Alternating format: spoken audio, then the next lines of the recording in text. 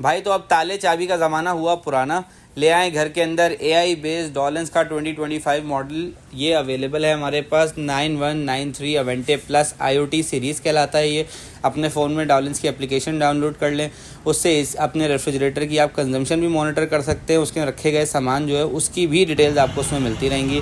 Front पे पूरा digital panel आता है। डिजिटल पैनल की काफ़ी रिक्वायरमेंट थी डॉलेंस में, जो कि अब डॉलेंस ने फाइनली इसमें इनेबल कर दिया है। बहुत एलिगेंट फिनिश में आता है, ब्लैक कलर में। साथ ही एमएनएफ ट्रेडर्स की साल की सबसे बड़ी सेल लाइव है। तो अगर आप ये फ्रिज लेने में इंटरेस्टेड हैं तो डिस्क्रिप्शन पे दिए गए नंबर पे कॉल कीजिए और घर बैठे 12 साल वारंटी वाला रेफ्रिजरेटर ऑर्डर कीजिए।